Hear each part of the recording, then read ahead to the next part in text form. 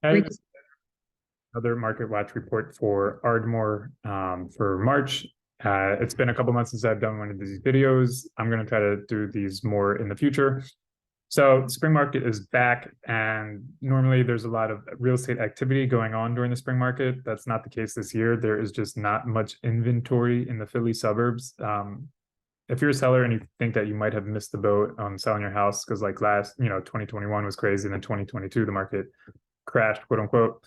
That's not the case for the suburbs of Philly, like Lower Marion, Haverford, the main line basically. There's still so many buyers that just want to get in, and there's just not enough inventory, especially in Ardmore. It's nuts. Like there's just, I don't know what's going on, but there's barely any homes for sale. There's barely been any action the past few months. Like Bryn Mawr, Havertown, Wynwood, there's a decent amount of stuff going on, but for some reason, just no one in Ardmore wants to move. Maybe because it was ranked by Niche.com as the third best place in America to live. Like seriously, like national rankings ranked Ardmore as the third best place in all of the United States to live for 2023. Ardmore's amazing, but top three, I don't know. It still gets cold here. But yeah, shop, like if you live in Ardmore, then obviously you know why it's so good. Anyway, so I'm going to start sharing my screen in a second. But yeah, right now, like homes are still going over asking. Last year, we were seeing in the spring, we were seeing homes go for like 10 to 20% over asking, sometimes more so. Now we're seeing more like 0 to 10% over asking.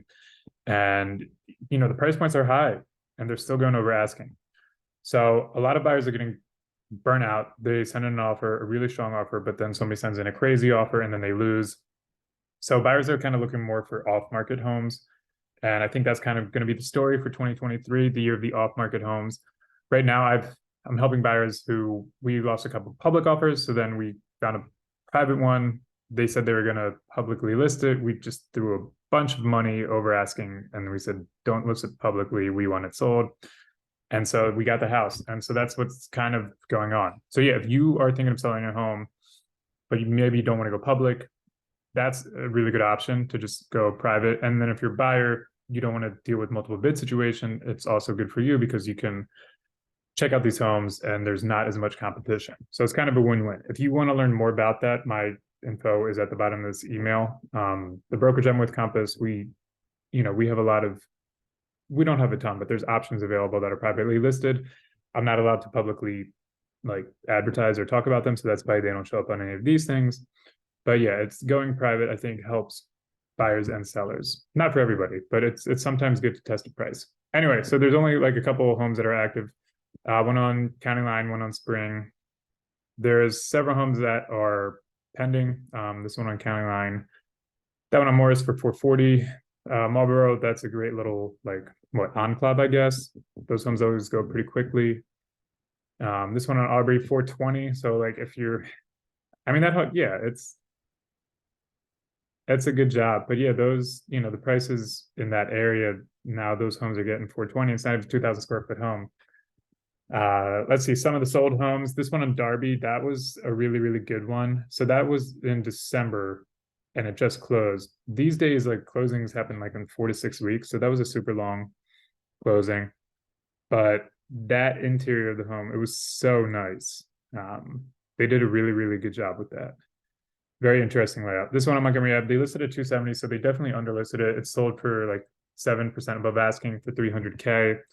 I mean, great location, really cute interior, and then it had like a little deck off back. This one on Hathaway was slightly above asking 3%. So again, we're kind of seeing that more. You'll still see some over 10%, but just not too common. This one on Aubrey for 500K, that was right where it's listed. So I mean, I think that home looked like that was a gorgeous home, 4-bed, 2.5 bath, 1,600 square feet. So I think that, I honestly thought it might have went for more. Maybe it didn't have like a huge backyard, but still. And that was it. That's all the activity for the whole month for Ardmore. So yeah, the story remains the same as it's been for the last year. We just need more listings. And if you're thinking of listing your home and you're wondering, I guess if the time makes sense or how to do it, I'd love to just like help out and be a resource. And if privately listing your home doesn't work, well, then we publicly list it as well, or you could just, publicly list it, what have you. So if that kind of stuff interests you, again, my contact info is at the bottom of the email. All right, that's all. Bye.